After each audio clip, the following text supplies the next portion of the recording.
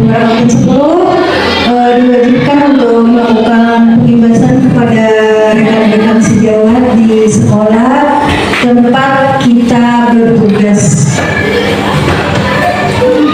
Saya mengucapkan terima kasih atas kehadiran ibu-ibu semua di sini karena sudah bersedia meluangkan waktunya untuk menghadiri acara ini.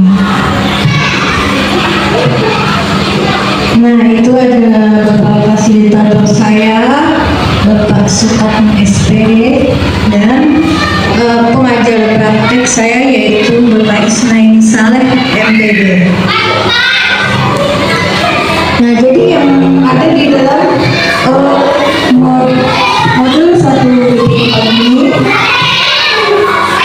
materi-materinya diantaranya adalah tentang perubahan paradigma pembelajaran, tentang disiplin positif, tentang nilai-nilai kebajikan universal, tentang kebutuhan dasar manusia, tentang perilaku manusia, kemudian posisi kontrol guru, keyakinan sekolah, dan segitiga restitusi. Nah, jadi itu ada 8 konsep inti yang ada pada modul 1.4 pendidikan jauh bergerak angkatan 10.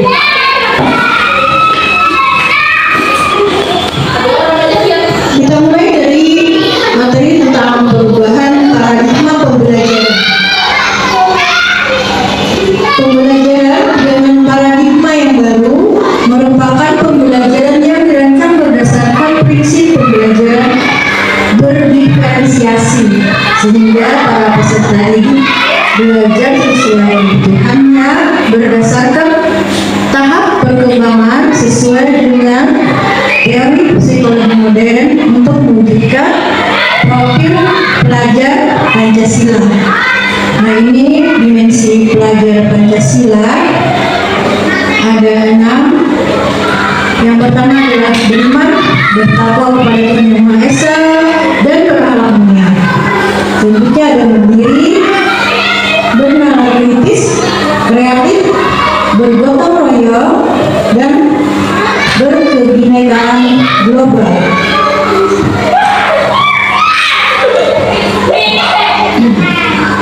Di sini kita harus merubah paradigma dari stimulus respon ke posisi kontrol, dimana menurut teori stimulus respon bahwa realitas atau kebutuhan kita sama, sedangkan menurut teori kontrol realitas atau kebutuhan kita berbeda.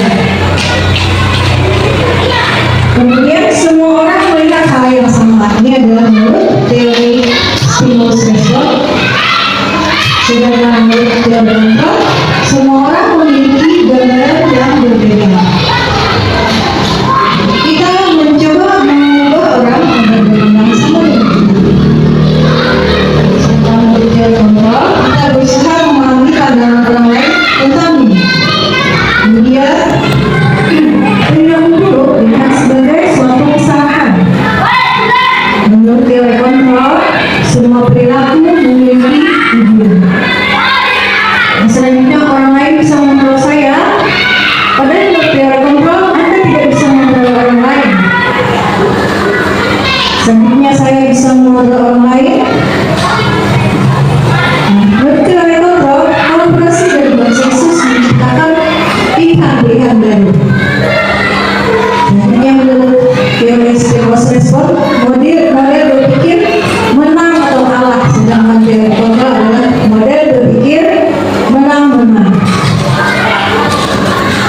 Selanjutnya adalah materi tentang disiplin positif.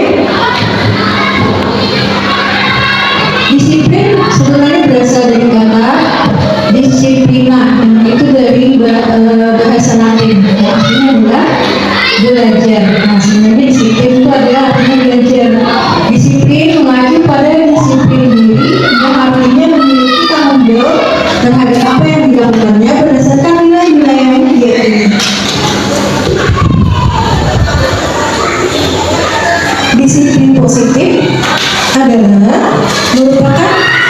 satu cara penerapan disiplin yang bertujuan untuk menumbuhkan kesadaran serta memberdayakan peserta didik tanpa imbalan penghargaan atau reward, dan juga tanpa ancaman atau hukuman. Jadi disiplin positif ini kita berupaya untuk menumbuhkan kesadaran dari dalam diri tanpa adanya penghargaan atau pujian, dan juga tanpa adanya ancaman atau hukuman atau punishment. Nah, ini sebuah paradigma baru karena selama ini kita memandang disiplin itu harus dengan hukuman dan juga harus dengan penghargaan. Karena kalau kita menitik beratkan pada hukuman dan penghargaan, itu berarti ada faktor di luar yang diharapkannya. Artinya itu adalah faktor ekstrinsik, sedangkan di dalam pemahaman disiplin positif itu sejauh mungkin ditiadakan adanya hukuman dan penghargaan karena mengutamakan faktor dalam diri atau faktor intrinsik, yaitu sebuah niat untuk memperbaiki diri.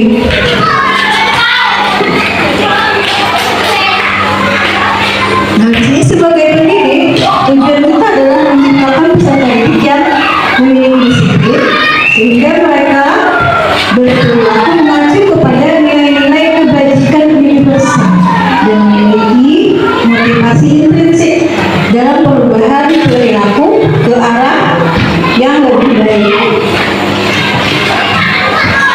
Nah, nilai-nilai kebajikan universal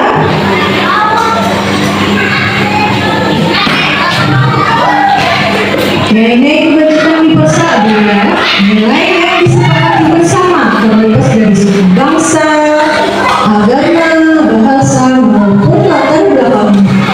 Contoh nilai-nilai kebajikan universal dari institusi pendidikan pada pelajar Pancasila adalah beriman, bertakwa kepada Tuhan Yang Maha Esa, dan berakhlak mulia, mandiri, bernalar kritis, berkebijakan global, bergotong royong, dan kreatif.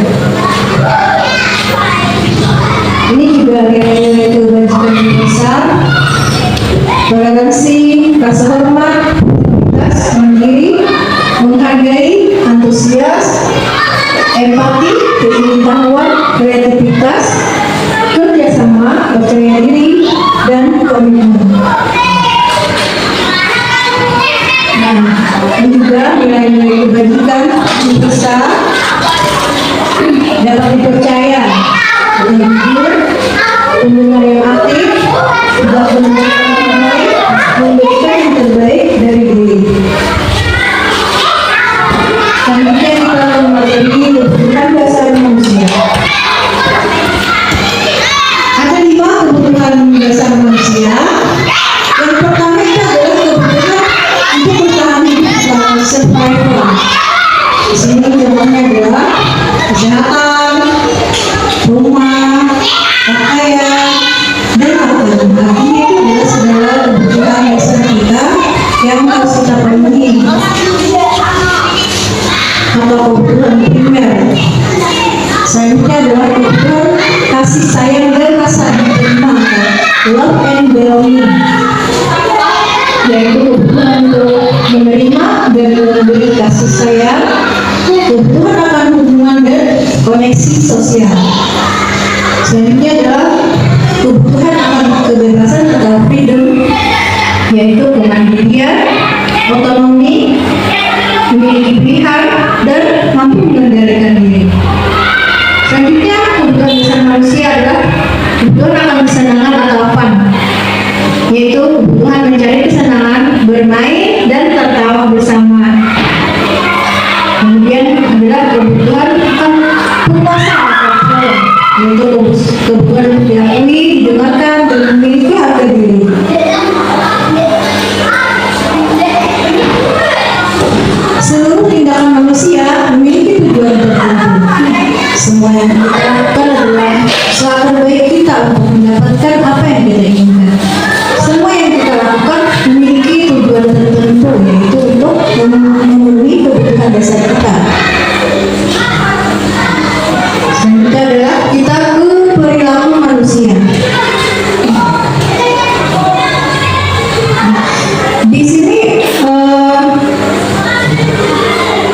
Motivasi perilaku manusia ada terbagi dua.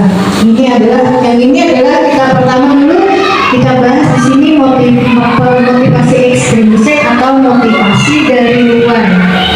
Yang pertama untuk menghindari ketidaknyamanan atau hukuman. Yang kedua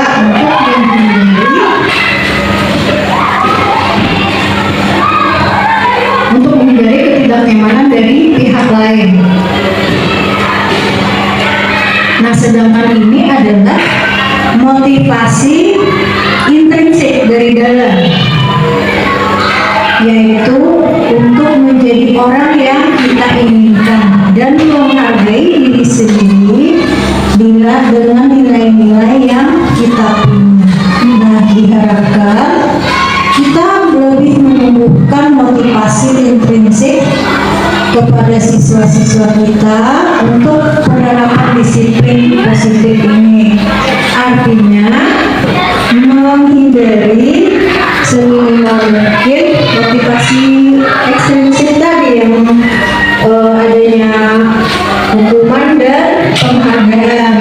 Akan tetapi tentu ini tentunya bukan sebuah jalan yang mudah, karena selama ini kita sudah terbiasa melakukan penerapan disiplin dengan sebuah hukuman, karena sudah sejak dulu tertanam. Jadi kita tentunya ini bukan sesuatu yang mudah. Ini adalah sebuah paradigma baru tentang disiplin positif, di mana kita harus menyadarkan siswa kita, akan tetapi kesadaran dari dalam diri bahwa mereka itu betul-betul ingin berubah, ingin menjadi orang baik. Kita selanjutnya posisi kontrol dulu.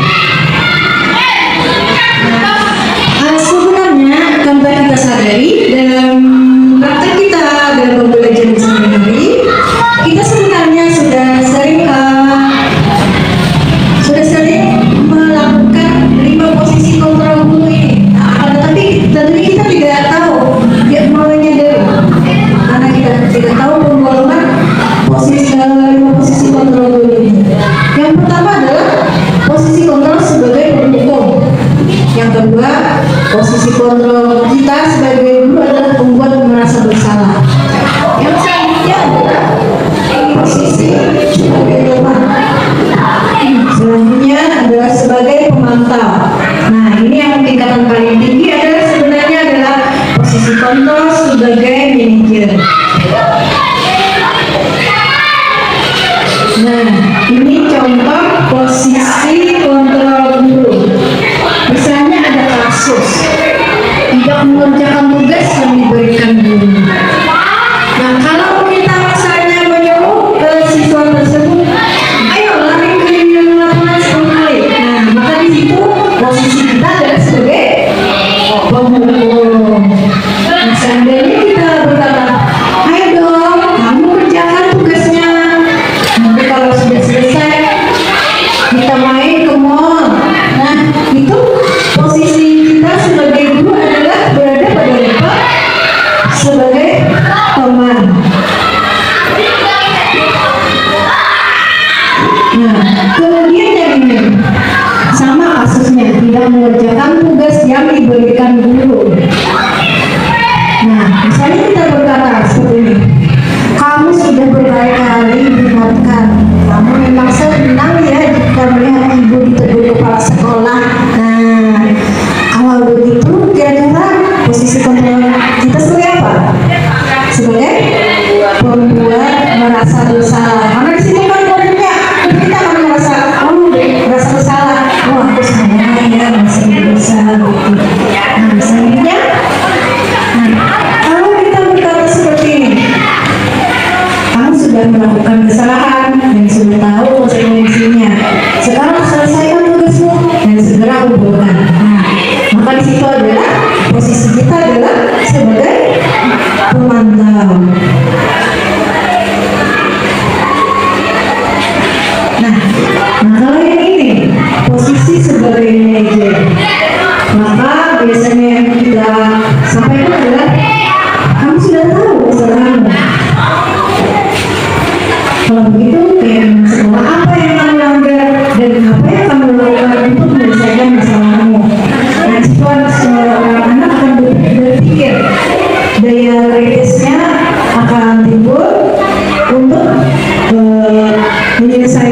masalahnya. Selanjutnya kita memakai keyakinan kelas atau keyakinan sekolah. Nah, selama ini kan yang lebih familiar dengan kita adalah peraturan sekolah. Ya, kalau peraturan, memang sejak dulu kita belum lama ini saja mengenal istilah keyakinan sekolah atau keyakinan kelas. Dari dulu yang kita tahu dari sejak kita sekolah, ya peraturan kelas, peraturan sekolah. Terus apa bedanya antara keyakinan dengan peraturan? Kalau peraturan itu adalah berasal dari luar, misalnya kan peraturan sekolah, peraturan kelas, maka sudah disediakan oleh sekolah. Ini peraturannya, tidak boleh terlambat tulisan, tidak boleh makan kelas, tidak boleh kita mengerjakan tugas. Nah, di situ siswa-siswa tidak terlibat dalam membuat peraturan, tapi peraturan itu sudah ada di sekolah tersebut atau di kelas tersebut sudah ada. Jadi di situ para murid kita tidak merasa terlibat dalam membuat sebuah peraturan. Nah, bedanya dengan keyakinan kelas, kita membuat sebuah keyakinan, kita harus melibatkan siswa-siswa kita di kelas, sehingga dampaknya mereka akan merasa bahwa mereka terlibat dalam membuat sebuah keyakinan, sehingga mereka merasa bertanggung jawab atas terlaksananya sebuah keyakinan tersebut, yang sebenarnya ini tujuannya sama, yaitu untuk membentuk sebuah kedisiplinan. Nah, jadi kalau keyakinan sekolah itu bersifat lebih abstrak, kemudian berupa pernyataan-pernyataan universal, kemudian juga dibuat dalam bentuk-bentuk kalimat positif. Misalnya, tidak boleh makan dan minum pada saat jam pelajaran. Nah, itu kan kalimat apa itu? Positif atau negatif? Nah, itu adalah kalimat negatif, karena di depan katanya ada kata tidak boleh, maka diubah dalam bentuk kalimat positif menjadi makan dan minum pada saat istirahat di luar kelas misalnya. Kemudian ada lagi, tidak boleh datang terlambat.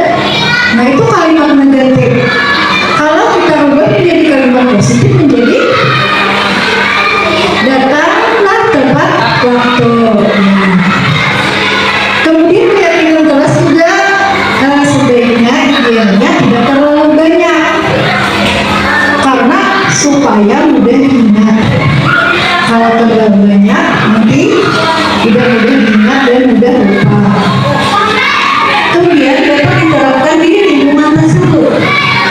Nah, kemudian semua warga kelas atau sekolah hendaknya ikut berkontribusi dalam pembuatan keyakinan kelas atau keyakinan sekolah tadi. Sekarang kita ke materi segitiga restitusi. Apa itu segitiga restitusi? Segitiga restitusi adalah sebuah proses dialog atau percakapan yang dijalankan oleh guru atau orang tua agar dapat menghasilkan murid yang mandiri dan bertanggung jawab. Ini adalah segitiga restitusi adalah sebuah cara untuk mengatasi siswa yang bermasalah.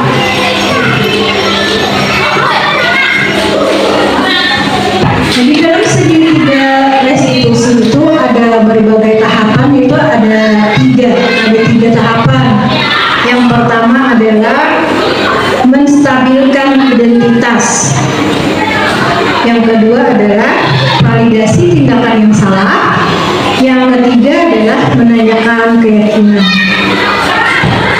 Ini adalah tahap pertama, yaitu menstabilkan identitas. Dibuat berdasarkan prinsip bahwa membuat kesalahan adalah bagian dari proses pembelajaran.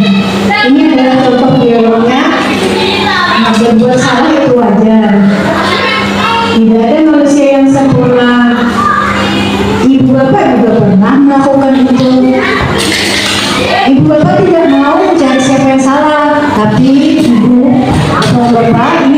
solusi dari permasalahan ini. Kamu berhak merasa begitu. Ini adalah yang kedua dari segitiga restitusi adalah tahap validasi tindakan yang salah. Yaitu berdasarkan prinsip setiap tindakan yang dilakukan murid pasti mempunyai tujuan dan untuk memenuhi kebutuhan besarnya. Ini adalah contoh dialognya. Kamu pasti punya alasan kenapa melakukan hal itu. Padahal kamu bisa melakukan hal yang lebih buruk dari ini ya. Kamu patut bangga karena telah melindungi sesuatu yang penting baru. Kamu melakukannya karena mempertahankan sesuatu yang penting baru. Ini adalah contoh dialognya. Nah, tahap terakhir dari segitiga restitusi adalah menanyakan keyakinan, yaitu berdasarkan prinsip nilai-nilai kebajikan yang sesuai budaya dan berubah menjadi orang yang diinginkan dan kehidupan yang diinginkan. Ini adalah contoh dialognya. Apa keyakinan kelas kita? Kemudian nilai-nilai apa yang telah disepakati bersama? Apa gambaran sebuah kelas yang ideal menurut kamu? Kamu ingin menjadi orang yang seperti apa? Nah, ini adalah sebuah contoh penerapan segitiga restitusi.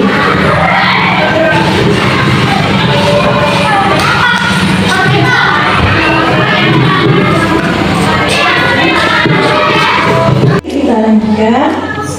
Nah, ini adalah contoh penerapan segitiga restitusi. Kami ambil sekolah. Kamu tahu tidak kenapa Mami panggil sini? Tahu? Kenapa? Karena saya sering datang terlambat ke sekolah. Karena Mami sering datang terlambat ke sekolah. Menurut Mami, perbuatan sering datang terlambat ke sekolah itu apa salah? Salah. Iya. Memang perbuatan salah itu wajar. Akan tetapi perbuatan salah itu jangan kita lakukan terus-menerus karena kita harus belajar dari kesalahan yang telah kita lakukan. Ya. Nah, akan tetapi perbuatan anjing datang terlambat di sekolah itu tentu ada alasannya atau sebabnya kan? Ada kenapa sebabnya? Saya sering berjaga, saya melihat ibu anjing sering berjaga pada malam hari dan bermain HP sehingga tidurnya terlambat. Juga bangunnya juga telat. Dia ambil perbuatan ambil itu membagikan kelas yang sudah disepakati bersama atau tidak? Melanggar keyakinan kelas. Nah, keyakinan kelas yang mana yang sudah ambil disiplin artinya bahwa kita memiliki keyakinan bahwa kita harus datang dan pulang tepat waktu.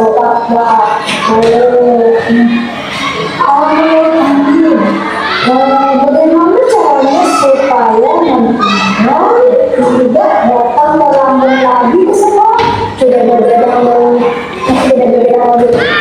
bergadang lagi pada malam hari, sehingga bangunnya di awal dan datang ke sekolah tidak terlambat lagi. Jadi dengan demikian artinya Anda bersedia untuk tidak terlambat lagi. Ya, artinya sekarang Anda sudah menemukan solusi dari permasalahan yang telah dihadapi oleh Andi. Kalau begitu, silakan Andi kembali ke kelasnya ya.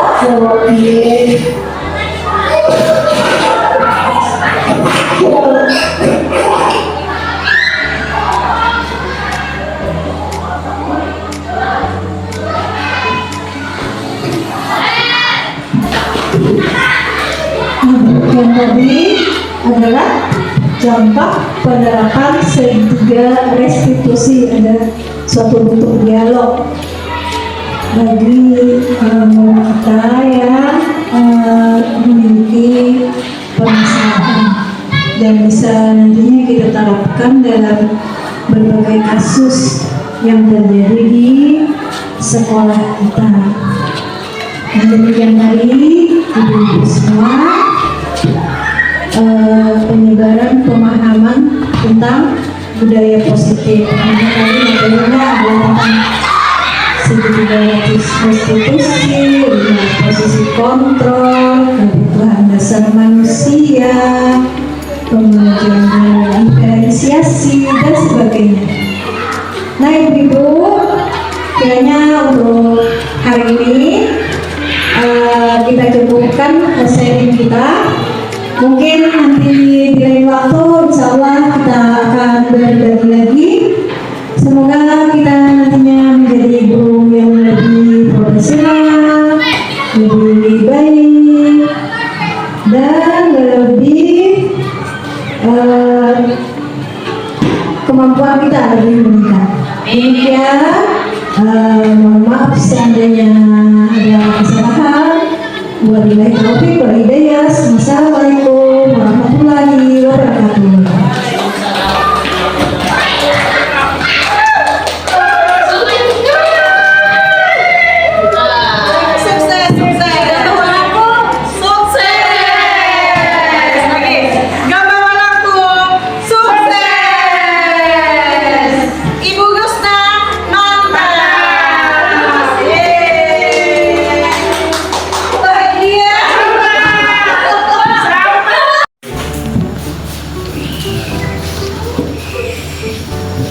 Assalamualaikum warahmatullahi wabarakatuh.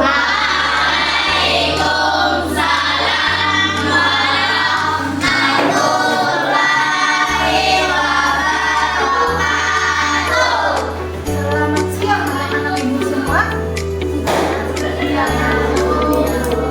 Gimana kabar kalian? Alhamdulillah. Hari ini kita akan membahas kesepakatan kelas yang nantinya akan menjadi sebuah keyakinan kelas, di mana hal itu akan menjadi acuan perilaku yang boleh dan yang tidak boleh dilakukan di kelas kita. Nah, sebelum kita membuat kesepakatan kelas, kita tepuk semangat dulu ya. Tepuk semangat.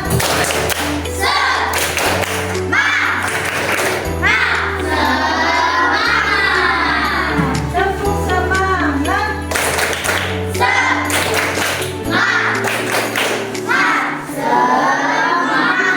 Terima kasih tepuk tangan yang semua.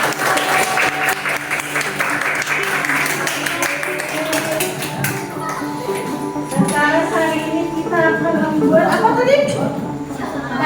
Kesepakatan kelas yang nantinya akan menjadi sebuah keyakinan kelas. Tapi sebelumnya, pernahkah kalian mendengar kata-kata atau istilah kesepakatan kelas dan keyakinan kelas? Oh, belum pernah ya. Berarti kesepakatan kelas dan keyakinan kelas adalah sebuah istilah baru bagi kalian ya. Nah, sebenarnya kesepakatan kelas itu sama fungsinya dengan peraturan. Kalau peraturan sering mendengar? Sering. Kalau peraturan sering. Sama fungsinya dengan peraturan sekolah atau peraturan kelas. Di mana fungsi dari sebuah peraturan adalah untuk apa ya? Kan kalau misalnya kelas kita nih ada peraturannya, apa yang terjadi? Misalnya depan terlambat harus misalnya. Terus misalnya kalau pas belajar belum makan di kelas misalnya, apa yang akan terjadi? Apa yang akan terjadi kalau semua siswa melanggar peraturan kelas? Apa yang akan terjadi ya? Dihukum Apalagi berkelahi. Apalagi ya? Akan terjadi kekacauan. Ya. Jadi suasana kelas kita akan menjadi kacau dan tidak teratur, sehingga membuat suasana belajar kita menjadi tidak konsentrasi dan juga tidak tenang dalam belajar. Karena itulah dibuat sebuah kesepakatan kelas. Terus apa bedanya dengan peraturan? Coba pikirkan. Peraturan kelas dengan kesepakatan kelas apa bedanya? Adalah yang dapat. Nah, kalau peraturan itu sudah ada dibuat oleh sekolah, misalnya udah tempel di dinding, tidak boleh ini, tidak boleh itu. Nah, tapi kalau kesepakatan kelas itu dibuat oleh kalian sendiri. Kalian sendiri yang akan menentukan apa saja perilaku yang boleh dan yang tidak boleh dilakukan. Nah, karena itu hari ini kita akan membuat kesepakatan kelas yang nantinya akan menjadi sebuah keyakinan kelas. Sekarang ibu bagikan ya sticky note-nya satu-satu, nanti kalian isi apa saja kira-kira yang tidak boleh dilakukan dan apa yang harus dilakukan supaya kelas kita menjadi tenang dan suasana belajar kita menjadi menyenangkan. Silakan dipikirkan dulu, nanti diisi. Nanti kita tempel di sana. Kalau ada yang sama nanti kita gabungkan.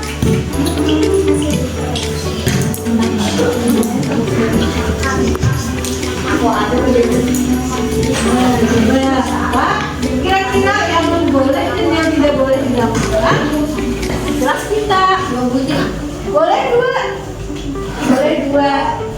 Nah, kalau dua nanti kita tempel. Apa tambah satu?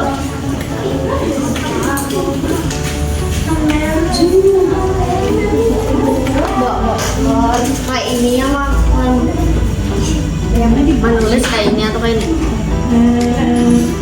Pada bapak kan ini kayaknya kalau kecil nanti bisa. Tinggi ya. Terus kopian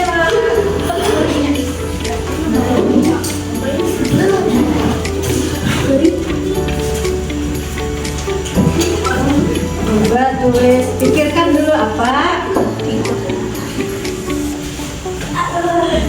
Kalau sudah dari Pian sendiri yang menentukan, berarti Pian berkomitmen tinggi untuk melaksanakannya.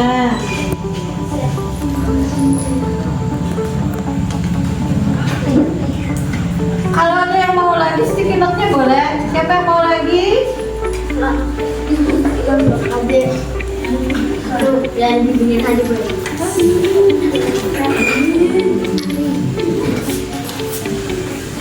Ada yang mau lagi?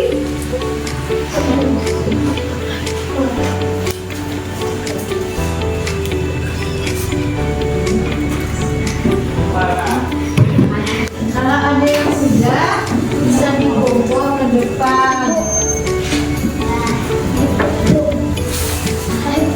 Sudah ya.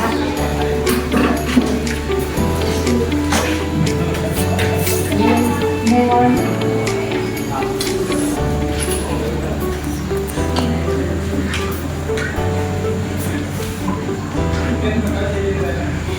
yang sudah boleh dikumpul.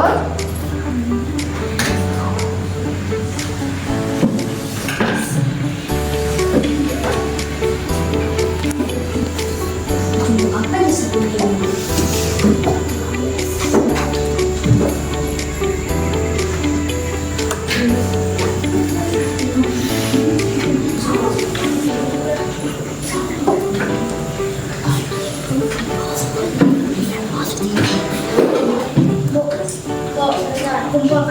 Oke. Baru kok. Ikat sambil. Apa ya?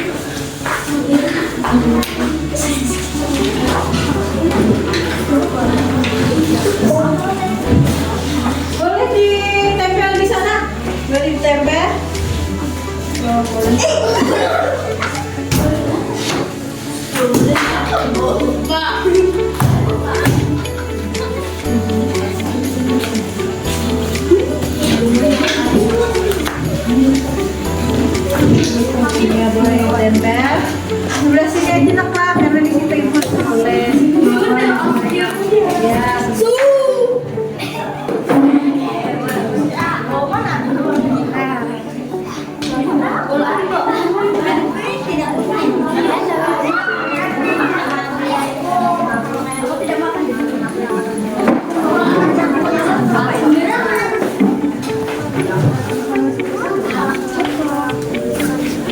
Ada lah yang Masa aku sorangan di sini? barangan. Aku anak di situ.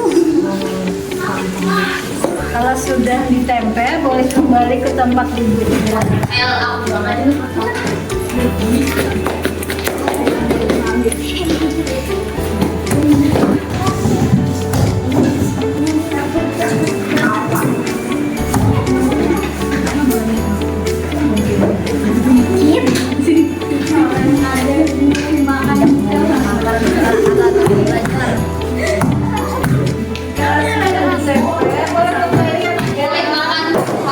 Ada saat bel.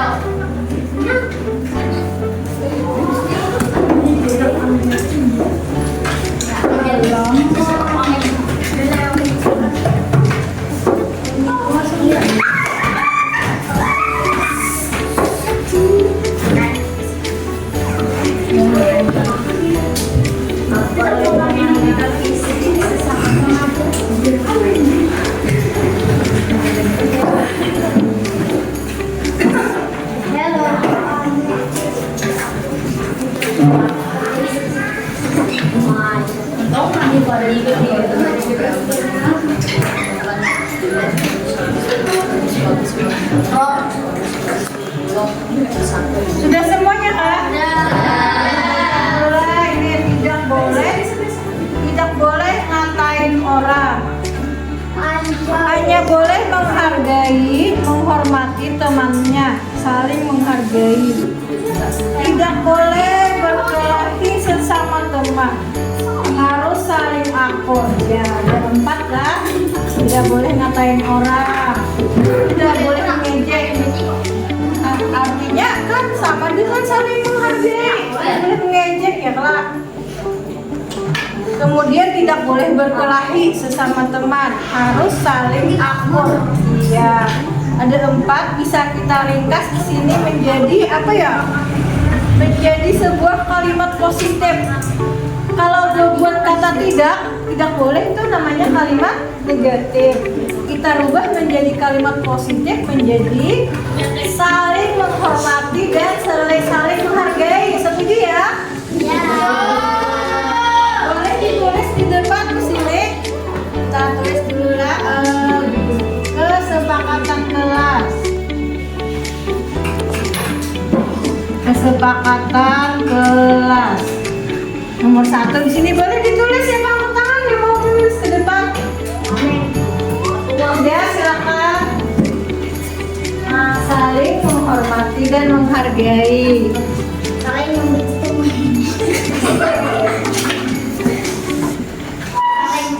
Nanti kalau ada yang sama maknanya kita gabung ya supaya jangan terlalu banyak, supaya mudah diingat. Saling menghormati dan menghargai. Boleh diberi nomor di sini nak? Ya, terima kasih. Tepuk tangan.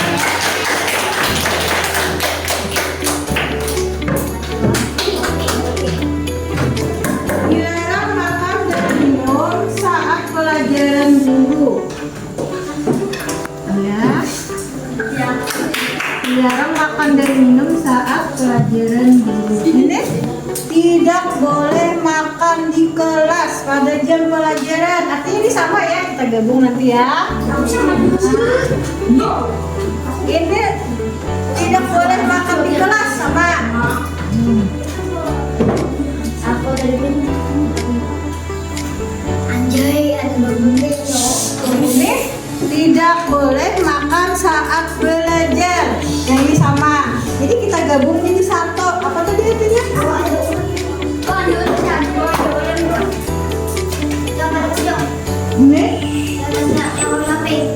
Ini tidak boleh buang sampah.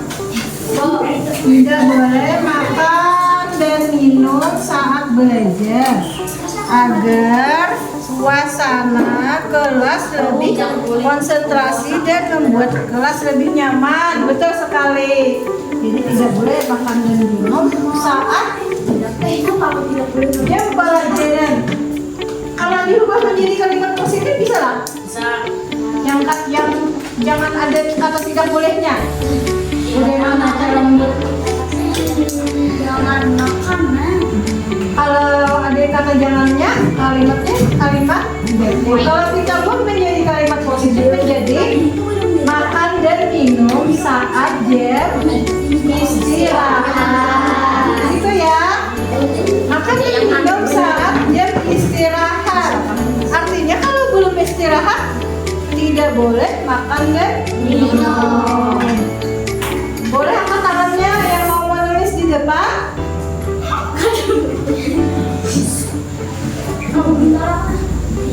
Mina, boleh? Mina tolong tulis ya. Kamu juga ya.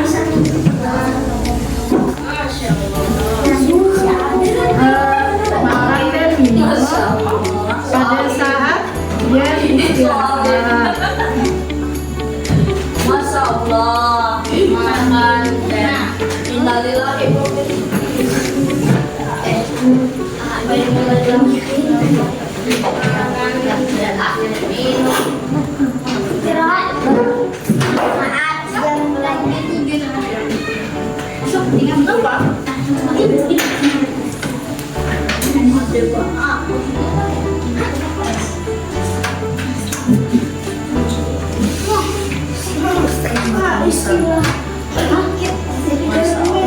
istirahat.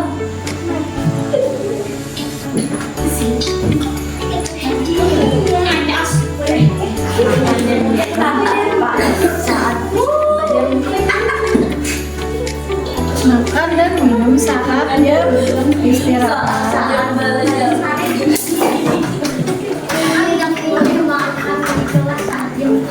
Iya, terima kasih Nabila tepuk tangannya.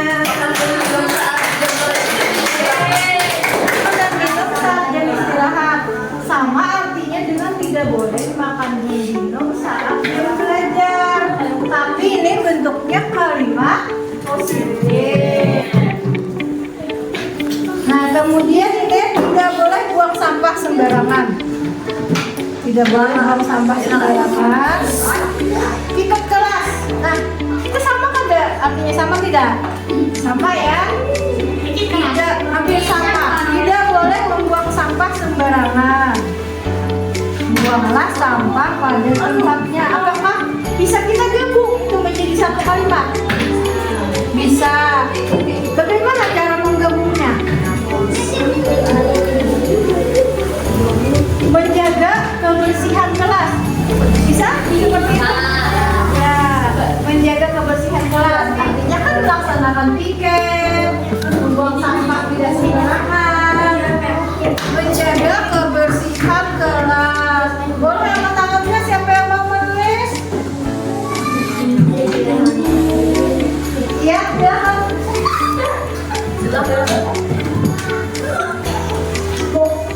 Angkat tangannya, ke Amin.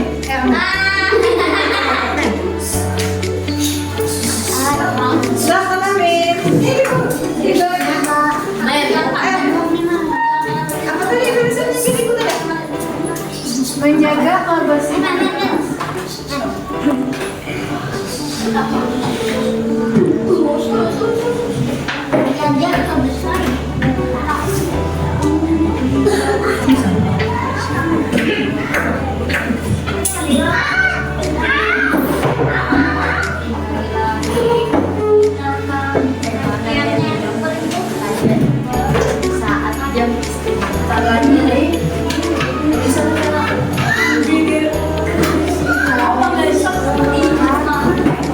Saat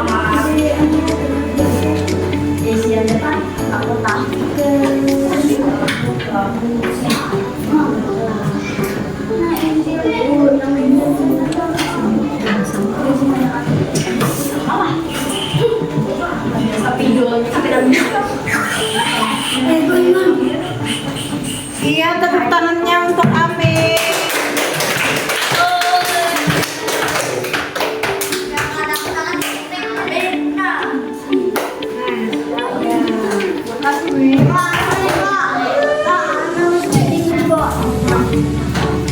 Yang selanjutnya kalau sekolah jangan telat masuk kelas.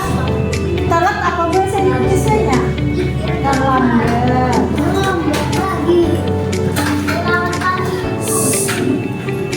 Pergi ke sekolah tidak telat. Tidak mengejek masuk dalam akhlak. Jangan makan pada jam belajar. Tadi sudah ya. Ini apa nih? Kalau sekolah jangan telat. Artinya datang dan pulang tepat waktu. Membersihkan kelas. Tadi sudah. Tidak boleh berkelahi. Artinya sama ini dengan tidak boleh mengejek nama orang tua. Artinya harus apa tadi? Menghargai dan menghormati. Sudah tadi ya. Jadi ini apa tadi? Datang dan pulang tepat waktu. Datang. Ayo silakan siapa yang hendak menulis? Yang depan? Ya, Tuh si ini punya tangan.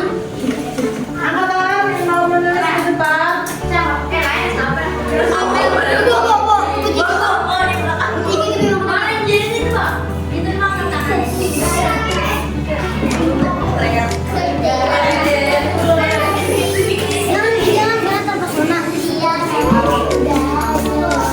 Nomor 4, datang dan pulang tepat waktu.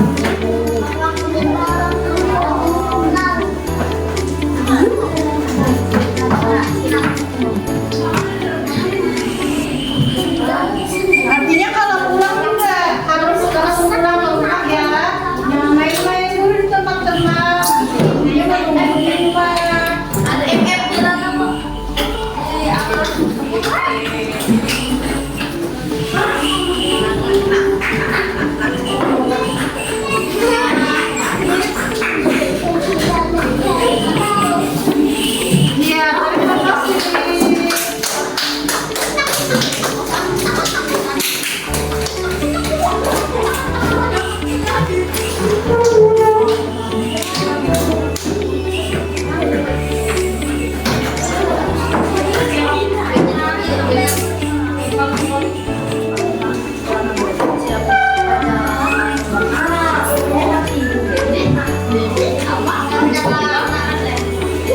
Saat pelajaran sekolah dimulai, tidak boleh bermain HP. Nah, tidak boleh bermain HP. Apalagi main game. Saat pelajaran di sekolah dimulai, tidak boleh bermain. Artinya harus serius belajar, memperhatikan pelajaran. Dijaga lingkungan sekolah, jangan main HP.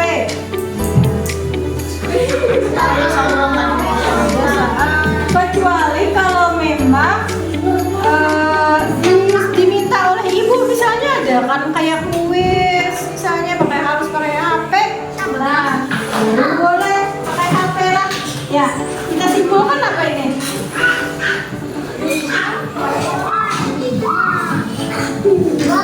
Tidak boleh bermain HP saat jam pelajaran kecuali kalau memang diperlukan dan disuruh ibu, misalnya kalau sedang bermain kuis, misalnya kuis pelajaran. Nah, kita buat kalimatnya menjadi apa? Kalau menjadi kalimat positif apa? Tidak boleh bermain HP saat jam pelajaran. Kalau menjadi kalimat positif apa? Gunakan HP saat diperlukan dalam pembelajaran. Nah, gunakan HP saat diperlukan dalam pembelajaran. Silakan maju ke depan. Silakan tulis.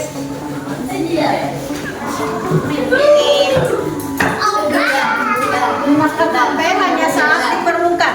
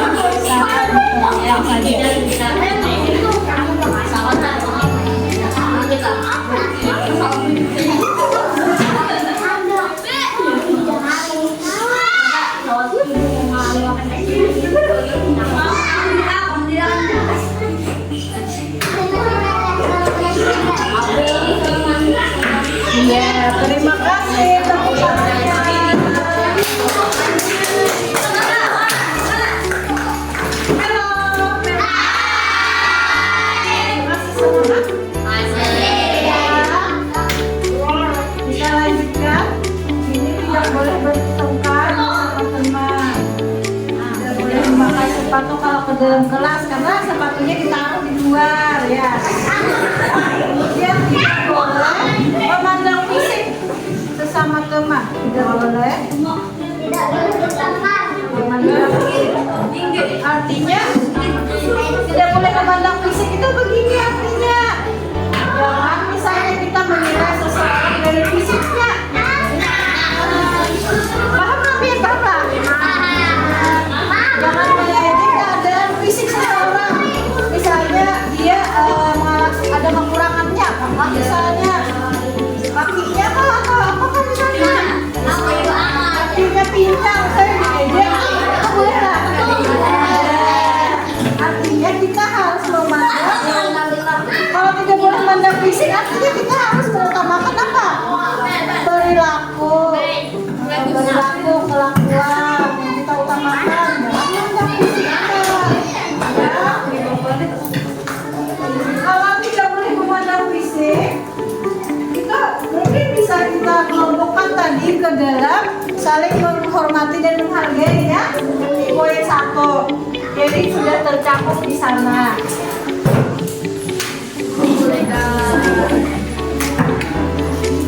Jadi untuk poin kesepakatan kelas sebaiknya jangan terlalu banyak karena untuk memudahkan supaya kita mudah mengingatnya. Nanti kalau terlalu banyak kita akan lupa. Ya, kita ada berapa poin?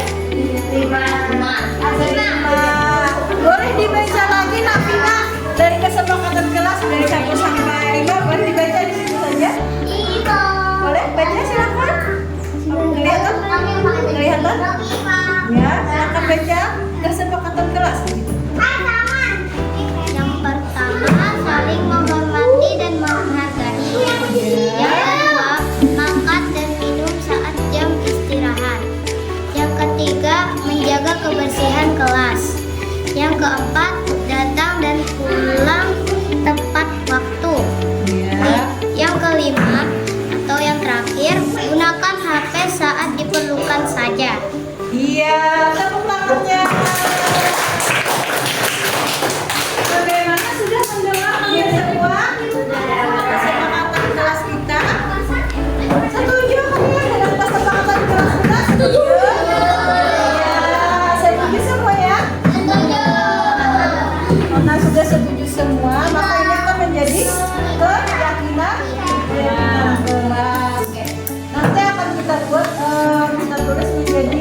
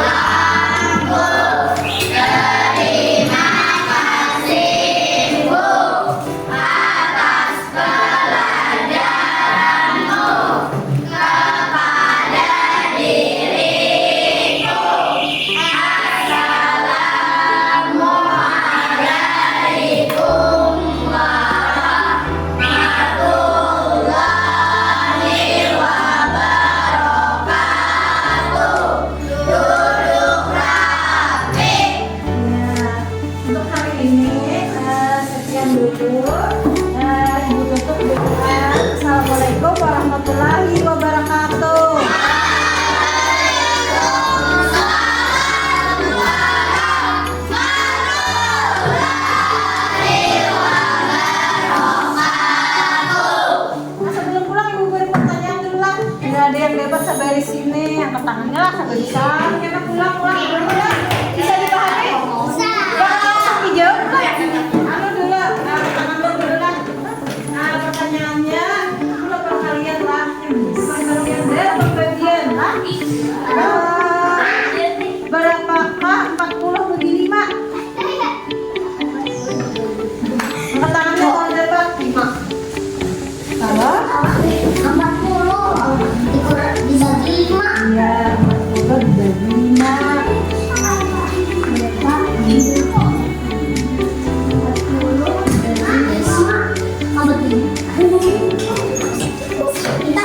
Ya, 25. Ada kue 40, ada orang 5. Terus berapa seorang? Kalau dibagi berapa seorang? Satu orangnya dapat kuenya berapa? Ada kue 40, ada orang 5. Kalau dibagi masing-masing orang dapat berapa? Tangan dulu kan? Ya, silakan dulu dari sini.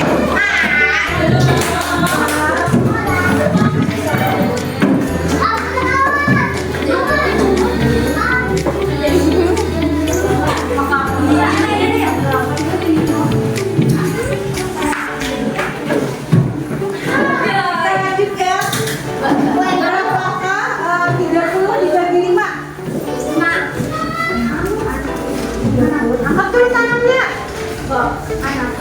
Ya, boleh pulang dari sini. Ada lupakan.